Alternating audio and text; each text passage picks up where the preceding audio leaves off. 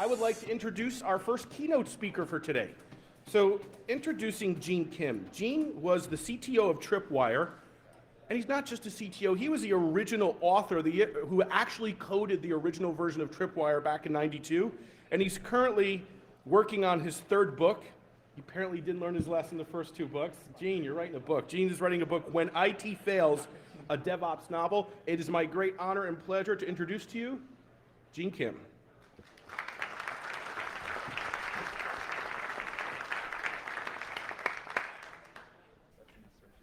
Hi, thank you so much for the introduction, Jim. My name is Gene Kim. I'll be talking today about an area of passion I've had for about 13 years, which is starting to study a group of high-performing organizations that had the best security, the best compliance, the best operational performance, the best project due date performance. And back in 1999, when I first started studying these organizations, we called them geniuses of people with great kung fu. So I had the privilege of being able to study these organizations back when I was the CTO of Tripwire. And I'd like to share with you some of my key learnings and how this has converged on rugged DevOps. And maybe just to set the context, what I'd first like to do is just share with you what these high performers were all about. So for those of you who don't know, sort of geniuses of people with great kung fu. These are people who led these high-performing IT organizations. And one of the things that we noticed 13 years ago was that they talked differently, acted differently, but the most important part was they had profoundly different operational results and outcomes than your typical IT organization. They came from one of three professions. They were either a non-commissioned officer in the military, they were a chemical engineer, or they were an auditor, right? Not just any bean counting, green eye shade wearing auditor, they were an IT auditor. Right, so can anyone speculate or hypothesize what these three professions have in common in terms of their values of these professions? Non-commissioned officers in the military, chemical engineers, and auditors. Anybody? Discipline. Discipline, I love that, right? That's a great word. Any other words come to mind? I'm sorry? I got discipline. Any other words? Process, good, good. Any others? Attention to detail, you got it all, right? So the words that we chose were rigor and discipline. Right? Why? Non-commissioned officers give ammunition to 18-year-olds, right? And I learned in restaurant operations that they don't even like giving knives to 18-year-olds, right? Because you combine knives and raw carrots, you get accident rates so high that insurance companies get involved. Chemical engineers have long, elaborate recipes where if you missequence 2 steps, endothermic can become exothermic. And then auditors, they just love controls. So that's what led to benchmarking over 1,500 organizations. I helped raise over $1 million for an organization called the IT Process Institute, really trying to link controls with performance. We benchmarked over 1,500 organizations, really trying to figure out what specific controls we could attribute to these phenomenally different outcomes. But what I've found in this journey is that there's actually something terrifying happening in information security. That where this journey has led me is straight into the heart of the DevOps movement, which I think exposes some of the largest problems that we have as a profession and some of the largest business challenges that we have in the world. So what I'd like to do is share with you a story in 4 acts. The first act really begins with operations, right? So if you're in IT operations, if you've done time as an ops guy, right, you maybe have been put in situations where you are maintaining a very significant business application, or you're working on a project that has a significant amount of business emphasis on. Right, and the problem is that these things tend to get fragile, right? And so the reason why we call it fragile is that these things are breaking all the time, right? Someone looks at it wrong, and it breaks and blows up, and it takes a long time to figure out what went wrong, right, in order to restore service. One of the sort of embarrassing parts about fragile applications is that we're always the last people to find out about it. In other words, the detective control, right, the monitoring mechanism that actually told us there was an outage isn't a monitoring control. Right, it's actually a salesperson calling me up and saying, "Hey, Gene, why are all the banner ads in my market being served upside down and in Spanish? Right, what happened?" And then when there's so many moving parts, when the application is sufficiently complex, it always takes a very long time to figure out which bit got flipped. Right, and that's what we need to undo in order to restore service. So when you have genuinely significant business applications that are fragile, something else happens. Is that the business starts missing the commitments it makes to the outside world, right? So sometimes it's letting customers down, sometimes it's commitments to make to analysts, sometimes it's commitments to make to Wall Street. And so when these things happen, something very, very bad happens. Even worse than fragile applications is that the business starts making even larger, more audacious commitments to Wall Street, right? Often dreamed up by these people, right? The product managers, right? Who are often creative writing majors, art majors, right, who don't necessarily have the best idea of what technology can and can't do, right? And by the way, let me just state for the record, some of my best friends are art majors, right? They're fine people, but these are often not the best people to be setting commitments to the outside world in terms of what the roadmap of the company is going to look like. So when that happens, we enter Act 3, which are the developers. So the developers, right now, they start seeing urgent, date-driven projects put into the queue, right, where a commitment has already been made to the outside world. And when that happens, right, we have to start taking even more shortcuts, right? And so that means the operational requirements are never fully addressed, and certainly that means that the security requirements are going to be the last to be addressed. And so that means even more fragile applications, even more technical debt. And then, I love the word technical debt, right? Technical debt, to me, the image it conjures up is this, right? Technical debt is, all the things that weren't done quite right because all the corners we took either in the development, testing, or in the operations process, or certainly in the security and hardening process. And the reason why I call it debt is that debt compounds, right? So that this eventually becomes this, right? You think it can't get worse, and then it does. One of the things that I've seen over and over again is that it's not fragile applications become more fragile. Something else even more insidious starts happening is that applications start taking longer to deploy, right? So applications that used to take an hour to deploy takes 3 hours, takes a day, takes a weekend, which is okay, right? Because at least we can work throughout the weekend to get things deployed. Then it says taking 3 days, right? Which means that now we can no longer do it in a weekend. Takes a week, takes 2 weeks. There was a specific project I was working on where a deployment took 6 weeks and over 1,300 steps to actually deploy, right? And when that happens, releases start slowing down, right? And suddenly, feature deployment intervals start lengthening. So think you have a problem, right, when the deployments become so burdensome, so complex, is that the business says we need to lengthen the deployment intervals, right? In other words, we have to amortize the cost of deployments, to make it, because it's so painful, which may go against everything you believe in, right? Because everything that we've learned in manufacturing says we have to shrink batch sizes.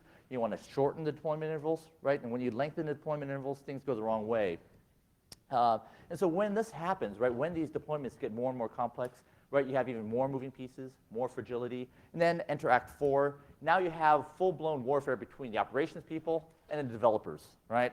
And so the expression on the developer's face is like, hey, we committed the code, good job, right? We're going home, and the operations people are saying, but you set the whole data center on fire for the entire weekend, right, and caused us, 40 person hours of unplanned work, right? So then enter Act 5, which is information security, right? Is that, IT is not an all-you-can-eat buffet, right? By the time this happens, there's nothing left for information security, right? All of the hardening guidelines we put in, all of the security remediation tasks, right? All of those are now on the backlog.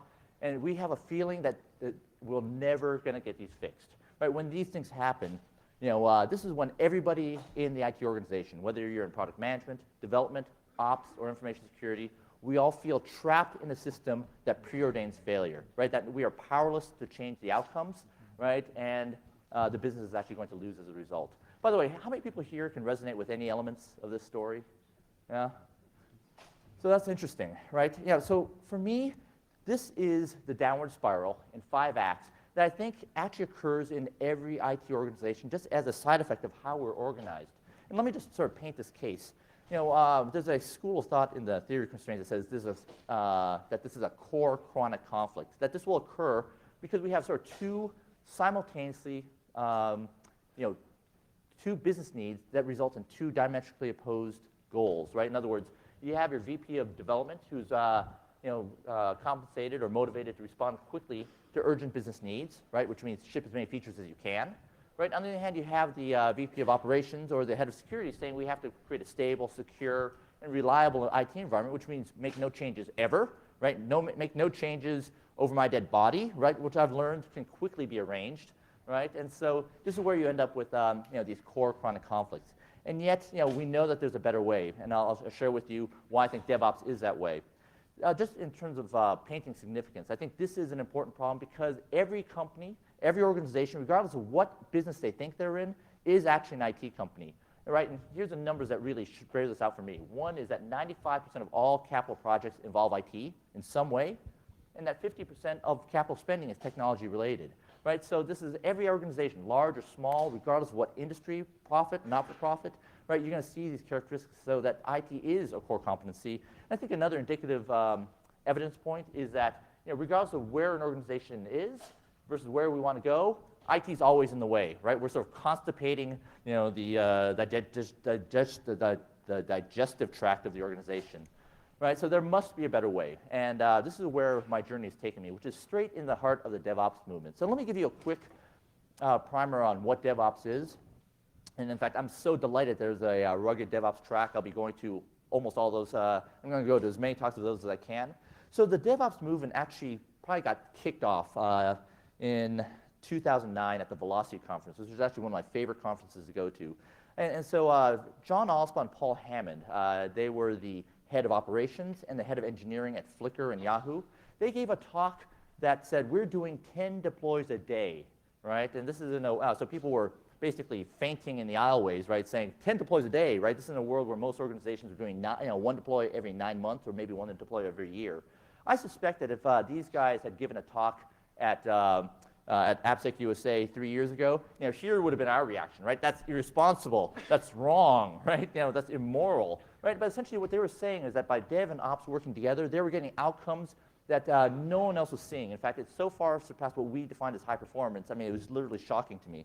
And what they were saying is that dev and ops are very different disciplines, right? They kind of characterized dev as Spock, being able to sit on the bridge next to Captain Kirk, while ops is relegated to the basement, right? And whenever Captain Kirk says, "Scotty, we need warp speed," Scotty's always saying, "No, we can't do it, Captain," right? And yet, if you can get ops people who think like developers and developers who think like ops people, you can not only create a torrid summer of love, right? But you can get outcomes, right? That genuinely help the business win, right? And by the way, you may be asking, where's information security, right? Kind of in my mind, information security, we're that guy, right? We're the first to be taken out in the away team.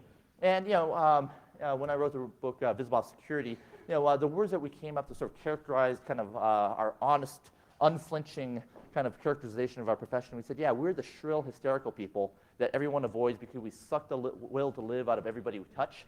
And we're perceived as the bureaucracy that slows everybody down, right? So, but that's actually not true, right? One last note about DevOps is that DevOps is actually waiting for us with open arms, right? There was another talk at the Velocity Conference, and by the way, this is where organizations like Twitter, Pinterest, Google, they all hang out to share how they're doing what they're doing, which is incredible code achievements and also stability, and security. Theo Schlossnagel said DevOps is actually a terrible name, right? He says it's incomplete, it's prone to misinterpretation, it's isolated. Right? It really should be called Star Ops. And so what does he mean by Star Ops? He said, well, maybe it's actually more technically correct, .Star Ops, right? Or actually more pedantically, every department ops, right? Because where is QA? Where is information security? Where is network engineering, right? Those are all the disciplines you actually need to get fast feature flow and stability and reliability and security in the operations environment. So DevOps was actually a place that we thought was just a tremendous cultural fit. And we actually have shared values with information security. And I think one of the first people who actually sort of zeroed in on this were 3 people, I think 2 of which are here. Josh Corman, who's currently at Akamai, Jeff Williams, and then David Rice. And what they said is that what we need is a better way, right? Let's see if we can actually create the rugged computing manifesto that sort of aspires to what every developer actually wants, right? And what I think is just one of the most clever sort of sleight of hands I've seen is what they call the rugged attributes. And James Wickett put this slide together. He said the rugged attributes, right? Every developer, every operations person wants things that are available, defensible, securable, with longevity and portability, right? So a developer would call this the non-functional requirements. In other words, those requirements that aren't just features, right? And if we can actually cloak the information security requirements as non-functional requirements, wonderful things happen. And I can say after 3 years of research studying the DevOps community, this is absolutely true, right? There's actually one other insight I'd like to share before I share with you some specific prescriptive patterns that you can actually put into place, in regards to what kind of organization you're working in. One of the things that we found when we studied high performers is that high performers typically tend to accelerate away from the herd. In other words, the best get better. And so 3 years ago, 10 deploys a day was shocking, right, and was generally viewed as a business competitive advantage. These days, I don't think that's considered pedestrian, right? Amazon has went on record saying that they are not doing 10 deploys a day. They're doing a deploy every 11 seconds, right? They will actually peak doing 1,000 deployments in an hour, right? And that could be as small as a configuration change or a full rollout, right? And so I think the reason why this is so important to me is that were I to do another startup, I would never do it without using DevOps-like principles. Because if I'm doing one deploy every 9 months, right, and my competitor can do 10 deploys a day, not only can they beat me to market every time, but they can also out-experiment me. In other words, they can do A/B testing all day long, right, and with a cycle time of 1 day, right, whereas it would take me 9 months to actually iterate to the next loop. So fast is not always good, right? The goal of DevOps is not just high deploy rates, right? That's an easily visible characteristic of it, right? But the goal is to win in the marketplace. But fast doesn't necessarily equal better, right? And I think one of the best examples is a Dropbox failure, right? Where someone noticed, that it was actually a customer who noticed that Dropbox authentication services were actually turned off for 4 hours, right? And so here was an example where operations, security, and development were all asleep at the wheel, right? And you can sort of imagine how this happened. I can imagine, right, that it was a developer who forgot to turn off a debug flag, or they forgot to sort of turn off a configuration setting, right, and that pushed into production. And that should have never, ever happened, right? And so as we are looking at these DevOps-style work streams, our goal is to make sure that we can keep up with those high deploy rates, and there should never be an excuse where an organizational jeopardizing risk like this ever comes into being. So I'm going to share with you the 3 ways, these are the 3 principles that we believe underpin DevOps, and then the prescriptive patterns that you can actually derive from them. Why am I doing this? If I could wave a magic wand, everyone here will be able to, 1, be conversant with DevOps and recognize the practices and the patterns when you see them. 2 is actually be energized about how information security practitioners can contribute in this journey, right? Because my genuine belief is that this is actually one of the most important, significant things and one of the best things to happen to information security in the last 30 years. And be able to leave with some concrete steps to get these incredible outcomes, to replicate these outcomes. And then, maybe most importantly, is be a part of a team, whether they're in dev or ops or QA or network engineering, that actually starts putting these practices into place and get outcomes like they've never had before, and be a part of that team. So the first of the 3 ways is all about systems thinking. It's really as you go from dev to ops, left to right, right? And so why dev and ops? It's because dev and ops are what's between the business and the customer, right? So the business defines requirements, that becomes work in process for dev, then which flows to operation, and that's where actually value is created. If it's not in production, no value has actually been created, right? And so the platitudes and principles that are behind the first way include understanding the flow of work, right, as we go from left to right. And I think one of the big, points for me is that work only goes in one way. Whenever we see work going backwards, that's a problem. 2 is not only do we want work not to go backwards, we want to always seek to increase flow, right? So all the practitioners around lean or theory of constraints, right, they have a whole bunch of techniques, used to that we can use to actually increase flow primarily, which is decreasing batch sizes. I'll talk about how we do that. The third is how do we never unconsciously pass defects on downstream? In other words, if you look at probably one of the best examples of this is the Toyota Andon cord, which is where if you're in the Toyota assembly line, in fact, I think I have a picture of this. Nope. I have a picture of this later, is that it's actually better to stop the entire production plant than that's actually what they do 100 times a day, right? Because that's far better than actually allowing technical debt accrue downstream. And you can't do any of this without really achieving what Deming would call a profound understanding of the system. So the first pattern that comes out of this really came from this statement. As a friend of mine, his name is Ben Rockwood. He's a director of systems engineering at Joyent. So he actually owns the engineering resources for ops and a considerable chunk of the information security responsibilities for Joyent, a cloud services provider. He said annual business planning sessions can be maddening. They think IT is an all-you-can-eat buffet, right? And so one of the things that he reflected back at me was this practice. He said, in order to even talk about the flow of work, you must first define work. And he said there's 4 types of work that you find in When IT Fails, a DevOps novel. He said the first is business projects, right? So that's one that the product managers and the business people will talk about. But what they often don't see is that often atomizes into internal projects. So these are the infrastructure improvement projects. These are the deployments. These are all the things that IT has to do in order to enable or the business project to actually get to the customer. Internal projects often atomize into changes.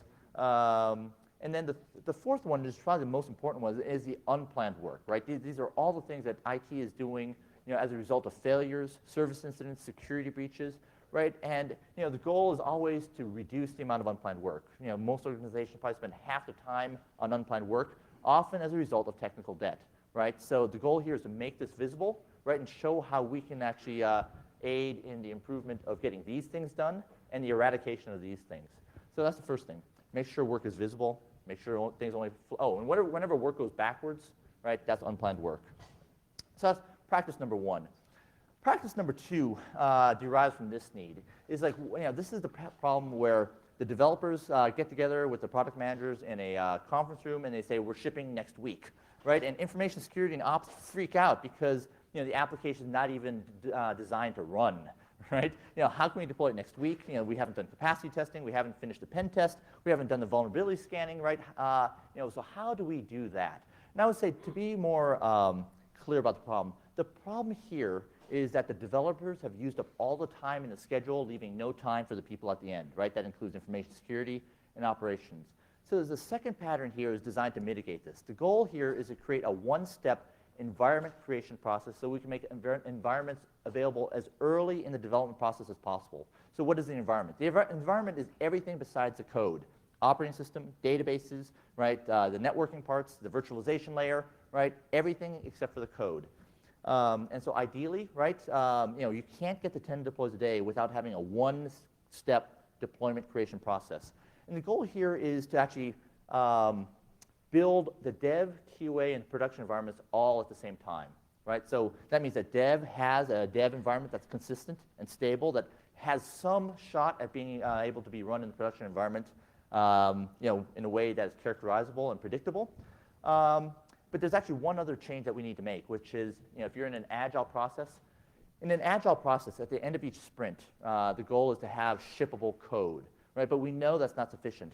So we got to change the agile sprint policy so that at the end of each sprint, we must have working code and the environment it runs in, right? So that means, forever after, right, we'll always be able to deploy without, having operations security, having no time to have an environment. So in terms of specific things that information security can be doing to help enable these steps is, when there is a one-step deploy process, there's typically some tool like Puppet or Chef being used. These are tools that you'll find at Google, at Facebook. It's like it basically handles all the provisioning after you get the operating system laid down. So we want to find wherever these projects are going on, right, and come to them with all of our hardening guidelines, with all of our checklists, and they will actually thank us for it, right? Because what they want is a predictable, stable environment, right? And they're looking for anything that they can get their hands on to actually improve the environment, right? Here's actually where we want to integrate our monitoring in. Here's where we want to put our certs to find misconfigurations. And another thing that we want to do is just define in advance what changes can actually be pre-approved to go into production versus which change can never go into production without a full review. Like, think about the authentication failure at Dropbox, right? If someone changes that authentication module, even if it takes 4 weeks to test, right, that's what we have to do, right? But let's focus our attention there versus the other changes that don't have such a risk. So the outcomes that we would expect when you put these practices into place include a single repository for code and environment, which is great for security because all the artifacts required to actually create the production environment now live in one place that's auditable. We have determinism in the release process. We have consistent dev, QA, and production environments, all properly built long before the deployment actually begins. And now we're shrinking the cycle times, right? This is where we can go from 6 weeks down to a month, down to weeks, and hopefully down to multiple times a day. And by the way, these things are often tasks, not projects. When I was doing a project with the CTO of AOL, just by changing who was doing the code packaging, we actually reduced deployment times down from 6 hours down to 45 minutes for the AOL.com property, right? Which was a phenomenal boon to information security because now we had one point of accountability of where code audits could be done. And then this is what leads to a faster release cadence. So that's the first way. So the first way is all about left to right as we go from development to operations. The second way is all about, and by the way, where is information security? It's everywhere, right? It's at every point in the flow, right? So the second way is all about right to left. How do we go from operations to development? How do we create feedback loops, right? So we can prevent bad things from happening again and create quality at the source. So the platitudes or the principles that really underpin the second way include understanding and responding to the needs of all customers, internal and external.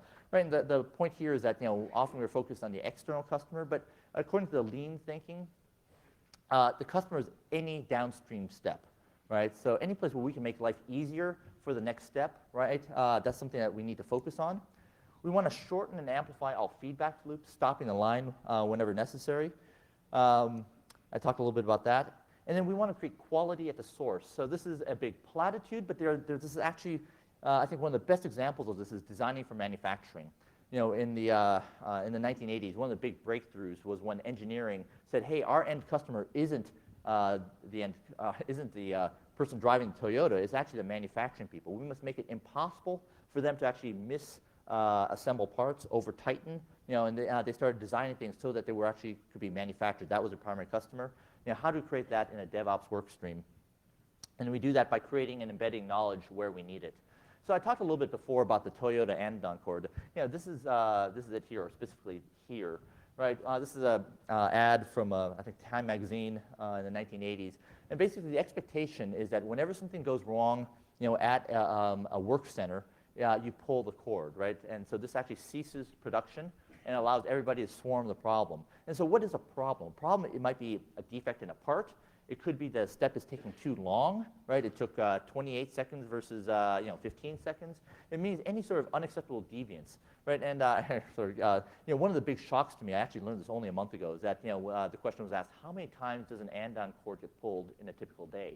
And I would have guessed maybe 5 or 10, and the answer is 100, right? It just shows how much importance they put on that, right? And I think it's all because they focus on the flow. So how do we do that between dev and ops, and how do we inject security into that?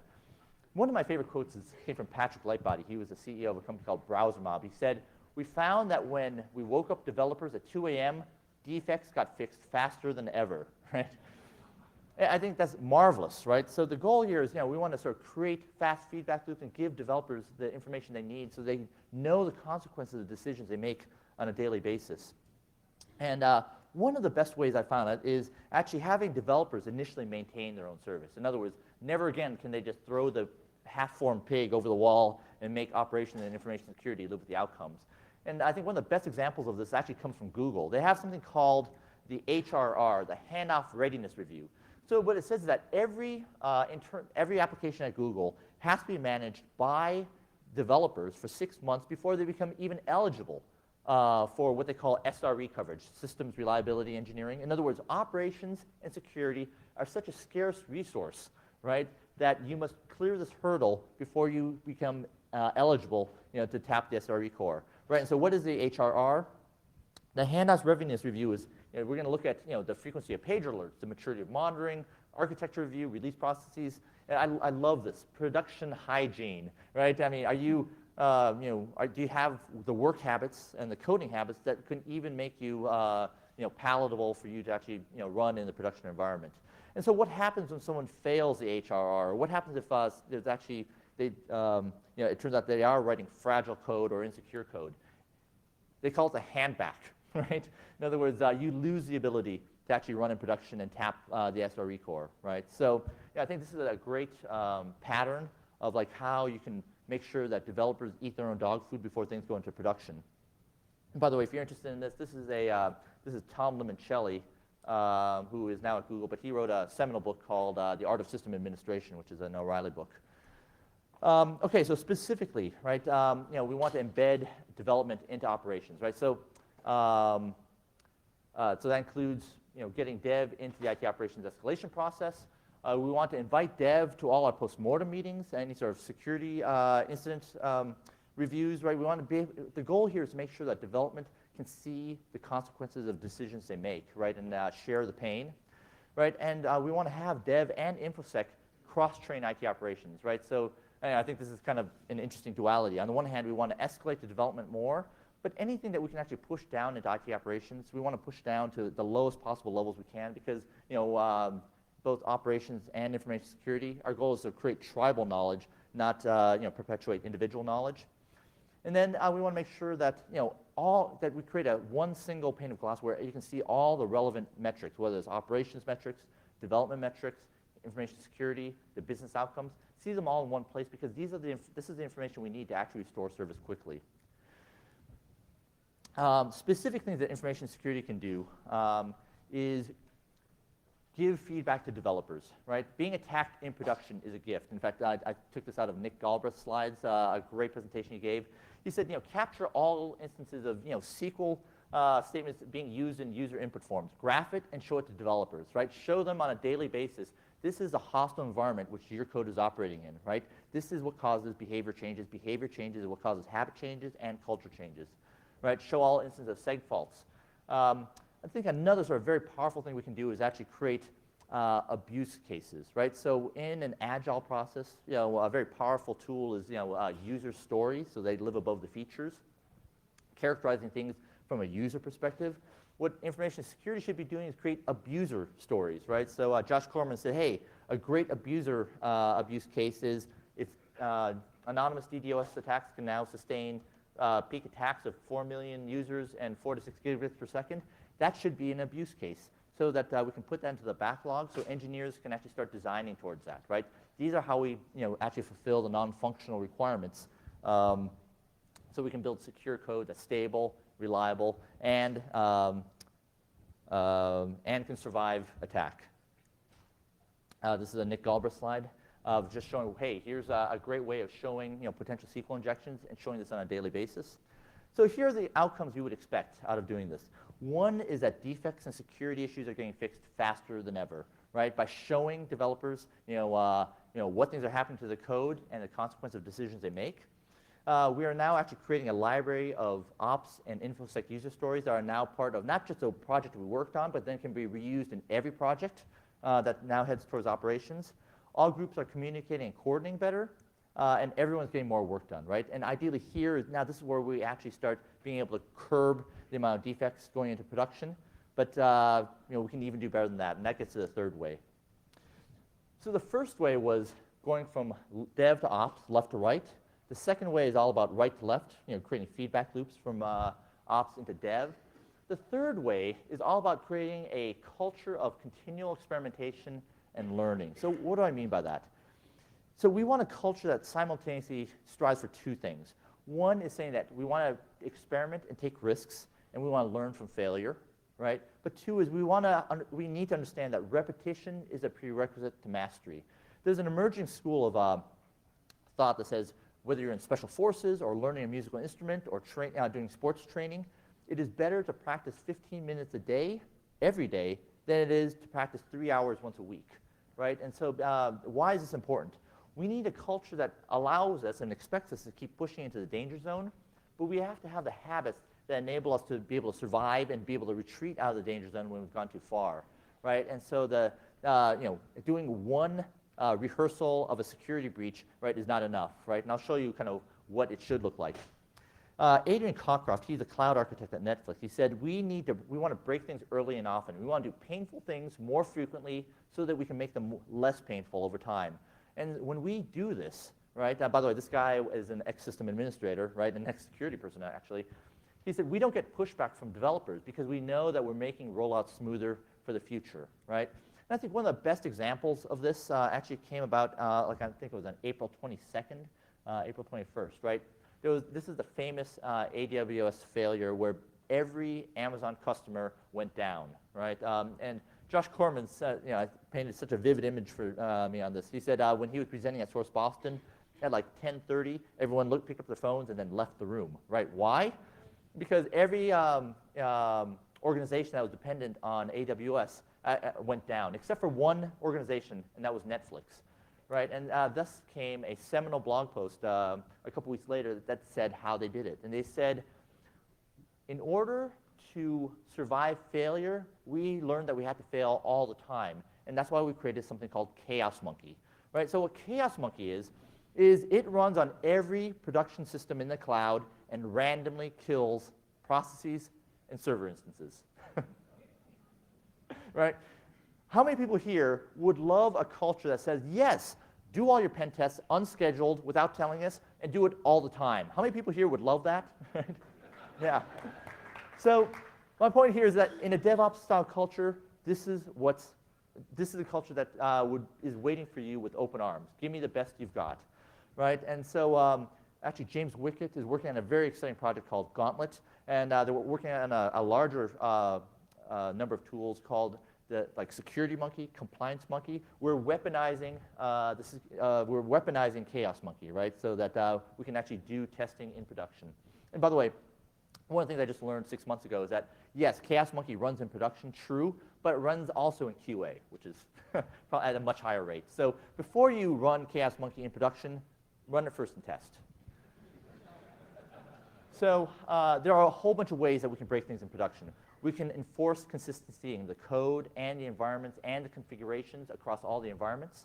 We want to add as many asserts as we can, not only in production, but in the deployment pipeline. This is actually a great place where we can actually do static code analysis and actually integrate this into the continuous deployment processes. And then, what Chaos Monkey really is fault injection, right? We want to inject faults as early as we can, right? Not just in production, but as early as we can in the development lifecycle. And there's just an exciting number of tools, Gauntlet included, Security, Compliance Monkey. These are all sort of designed to run in this continuous delivery process that can support 10 deploys a day or hundreds of deploys a day. But Chaos Monkey without something else is just chaos, right? What we need to do is actually reserve 20% of our cycles to technical debt reduction. So the person who advocates this is a gentleman named Marty Kagan, right? And he is a cultural hero in the product management space. And he says this with authority, and people believe him because he inherited the product management organization at eBay in 2002. And in 2002, for those of you who don't remember, was a time when eBay was experiencing chronic, multi-year, site down issues, right? And he's saying, if you don't reserve 20% of cycles for technical debt reduction, you'll be spending 100% of your cycles on debt reduction, right? Because this becomes that, right? And just imagine why this is so important, right? Is that if you have a site down it's because of a cabling error between the SAN and the database server, right? Imagine trying to find that, right? And so when you have 20% of your cycles dedicated for debt reduction, you can actually have the collective will to turn this into that, right? It's great for operational stability. It's great for security. Great for code hardening, but it's also great for deployment times, right? You can't do high deployment rates when you have a chaotic operations environment. And I think one of the great hacks I've seen in terms of really enforcing this is when you have a Kanban board or if you have some sort of card system in the Agile process, make all your user features yellow and then make all your debt reduction projects in blue, right? So that means that just at one glance you can see, are about 20% of the cards blue? And more importantly, are they marching across the board, right? Because you want them not only defined in work, but you also want them in production, right? Because if it's not in production, we haven't actually created value. There's actually one other aspect about the third way I want to touch on. In some ways, actually, I think it's actually the most important, especially for the business, is high deployment rates are not just about being able to deploy features faster.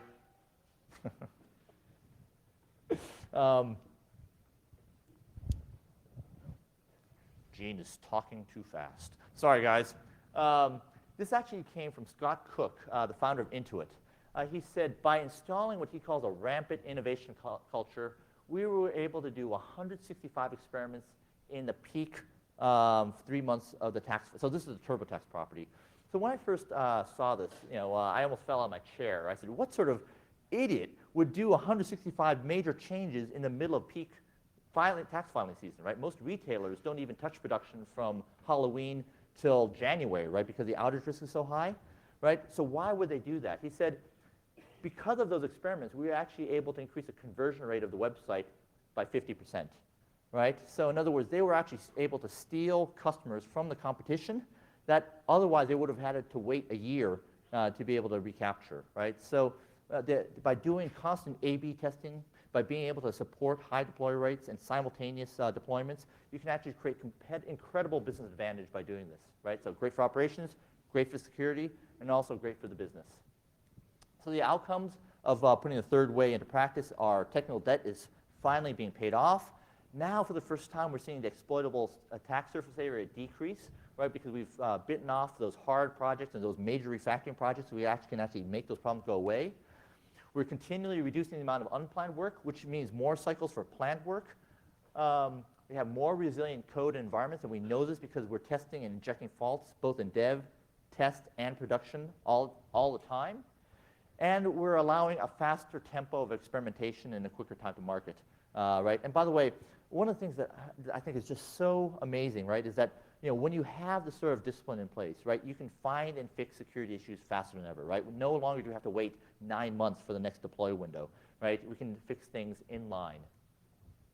So the 6 patterns for the 3 that come from the 3 ways: define the work, make it visible, make those environments available early, right? That comes from the first way. Wake up developers as often as we can, right? But also embed them in the IT operations organization where it makes sense. Third way, break things early and often, and make sure that we're reserving 20% for the paying down of technical debt, right? This is what helps development, operations, and security win. But more importantly, the business will see the value of this. This is how we actually, get fast time to market. This is how we can actually beat the competition, both in time to market and experimentation. But more importantly, I think this is what it feels like, right? This is the feeling of like, hey, we finally got those important projects done. But I love this picture even more. It's like, hey, thank you, information security. You helped the business win. Thank you for keeping the auditors away. Thank you for making sure that these repeat audit issues never come up. Thank you for taking the backlog of security issues and making it all go away, making the environment more secure and more resilient. And then this picture is even better than that, right? This is one of inclusion. This is information security being invited to the deployment party for the first time ever, right? Saying, hey, those security guys are great, right? Let's invite them again on the next release too. And I'm not sure if anyone actually gets to do more with less these days, but we can all do more with less effort, right? And I think that, to me, speaks to something even more urgent than that, right? When I talk about the downward spiral, to me, it's actually disturbing that the downward spiral happens in almost every IT organization, large or small, regardless of what industry, profit or non-profit. And to me, that's actually the most important problem of all, right? Is that when we are trapped in a system that makes us feel powerless, that preordains failure, that makes us feel trapped in a system that we can't escape, that actually does damage to us as human beings, right? And when you live in a system like that, year after year, right, these are the problems that we take home. Josh Corman and Jack Daniel, they did a study that said the rate of burnout in the information security industry is some of the highest in any job vocation, right, including law enforcement, right? And I think these are the things that our family, they feel that too. So to be able to break that terrible cycle, it just has, I think has tremendous value just in terms of for us as a profession, but also I think it has incredible business value as well. One of my co-authors, Mike Orzen, we actually did a calculation that said how much business value is there on the table for us to recapture if we could have the amount of waste that's associated with DevOps style problems and information security problems, and could redeploy that in a way where we could get 5 times the value. The answer is $3 trillion, right? That is a huge number. That is more than the entire economic output of Germany, right, per year. So imagine what that would do to productivity. Imagine what that can do to standard of living. And for me, most importantly, imagine what that does for the world that our kids will inherit. I think this is a phenomenal opportunity, a phenomenal problem that needs to be solved, and a phenomenal opportunity.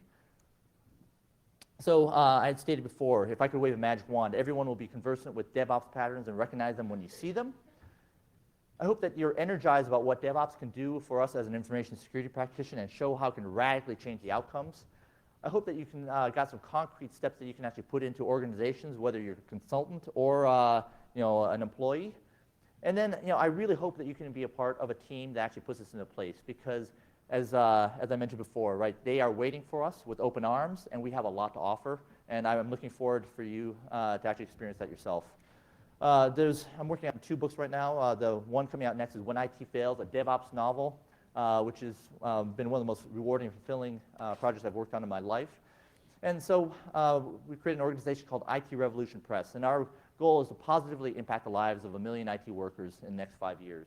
And so if you're interested in these slides, if you want a paper called The Top 11 Things You Need to Know About DevOps, If you want the rugged DevOps resources and updates on the book, if you want any of those things, just you can just pick up your phone and text your email address and the number 75894 to the number on your screen, or you can go to this URL and just type in your name and email address. And sorry about the name requirement. That was a fat finger on my part. But anyway, just put in your email address, all right, and you'll get those sent to you instantly. Or you can also sign up at itrevolution.com or email me at genek@realgenkim.me. Thank you so much. I appreciate the time, and I hope you got some value out of this presentation. Thanks.